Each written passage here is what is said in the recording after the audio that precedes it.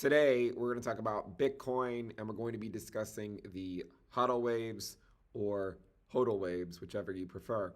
If you guys like the content, make sure you subscribe to the channel, give the video a thumbs up. Let's go ahead and jump in.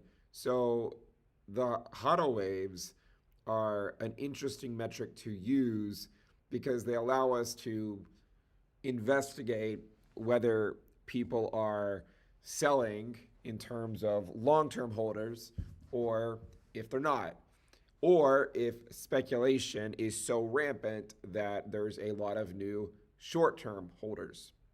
And so when you look at the chart like this, it can be hard to make heads or tails of what's really going on, but we can sort this by long-term holders and short-term holders. So this is what long-term holders look like, the HODL waves.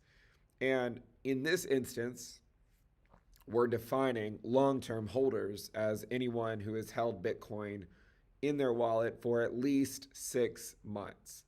And what you will notice is that during mania phases at major peaks that occur every few years, the long-term holder HODL wave starts to go down.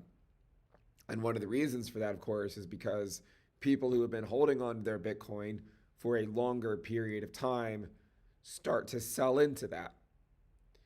Now, you can see that there have been rallies in the past where the long-term holders sold into those moves, but you may notice that in 2019, when we had about a 4x move, the long-term holders continued to hold even through another, 50, 60, 70% drawdown.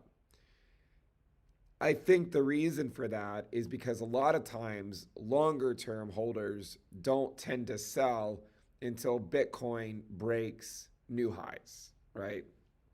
And that's why, like in 2019, a lot of people sort of watched that peak come and go, but not a lot of people really sold into it because it did not actually break the all-time high. But when we did break the all-time high, you can see that the longer term holders of Bitcoin really sold into that. And what's really fascinating is if you look at the reverse short-term holders, so basically anyone who has held Bitcoin less than 6 months,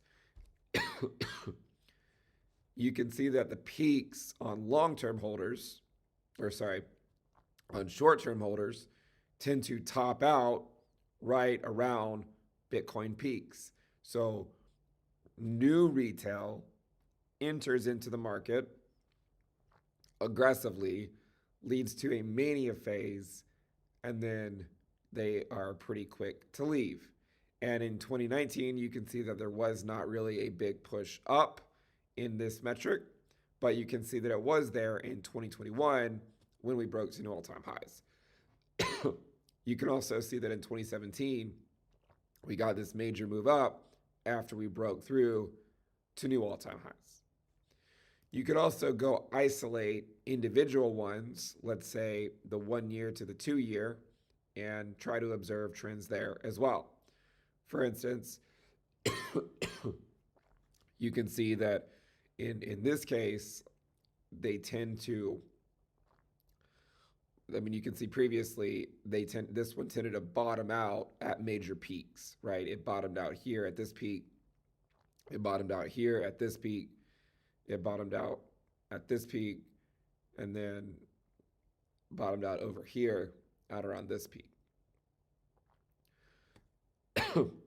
What's interesting though is that in this case, there was, it made this strong move up, and then it basically just sort of slowly goes down until sort of the peak is there. And what's interesting is this metric at around prior peaks, last cycle, reached somewhere between 9 to 10%. Cycle before that, the 7 to 8. Cycle before that, around 9% or so. Right now, it's currently at around 14%. So just another metric to keep in mind. We're going to keep this video short. I'm actually pretty sick. I'm sure you can tell, but I did want to at least put a video out right now. And this is one of those metrics that we do occasionally talk about. So I just wanted to provide an update on it. Thank you guys. You guys get it. I'll see you guys next time. Bye.